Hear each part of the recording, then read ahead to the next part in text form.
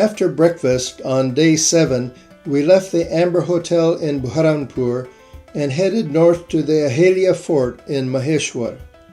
As we traveled along, we passed highly decorated bullock cart after bullock cart. We later learned that these were the carts of the sheep-herding nomads from the state of Rajasthan to the north.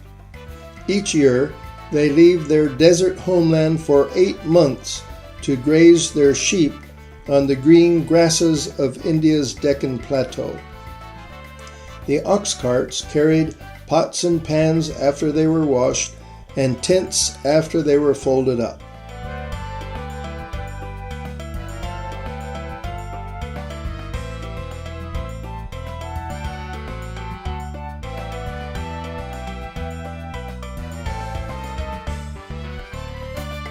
We found their sheep further up the road. We passed herd after herd of sheep.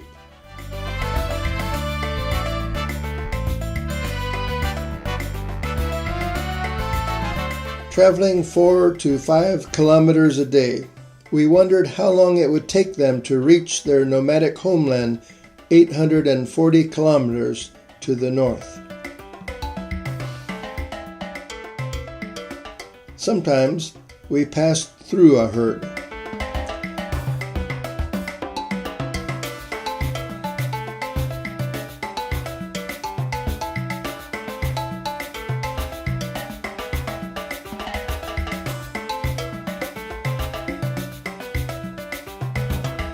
We also passed herds of cattle. We were told that these herds were local and not a part of the cattle of the nomadic Rajasthanis. We were not plagued with traffic jams on day 7, however there was a 1-lane bridge that proved a challenge. Unless, that is, if you were on 2 wheels. Some took advantage of the traffic jam to offer a prayer at the conveniently located and colorful Hindu temple. The ox in front of us kept looking back nervously and was happy when the traffic got going again.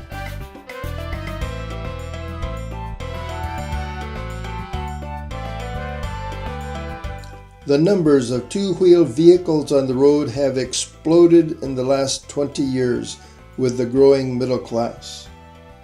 The mother clutches her youngest child, the month's provisions are tied all around, and the older son rides in front. It is not uncommon to see a family of 5 riding on the family motorcycle or scooter. Upon arriving in the town of Maheshwar, we were surprised by the crowds and the festivities. There was music and people having fun everywhere. The main street of town was lined with highly decorated building-like creations. The road to the Ahilia Fort Hotel was blocked, and it took someone from the hotel coming out to show us an alternate route. After checking into the hotel, we were offered a ride out into the river for tea.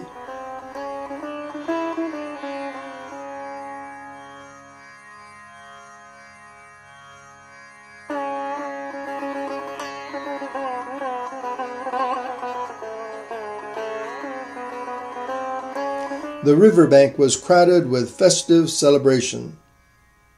We were taken out in a wooden boat with cane chairs to sit on. Our boatman expertly used a single oar at the back side of the boat to propel us in deep water and a long pole to move us along in somewhat shallow water. Once we were out across the river, we were offered tea and cookies. Looking back on shore, we were intrigued and bewildered by what we saw. We later learned that we had stumbled into town on Muharram, one of the biggest festivities of the city. Muharram is a time when Muslims remember and celebrate the martyrdom of the grandsons of Muhammad, which led to a rise in the spread of Islam. The highly decorated building-like creations were tombs. Some were built in memory of departed family members. Some were built celebrating the overcoming of a disease. Some resemble the Taj Mahal, which itself is a tomb.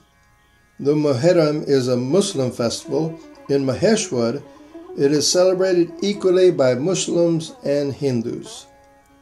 The tombs that we had seen on Main Street while entering Maheshwar had been processed down to the riverside.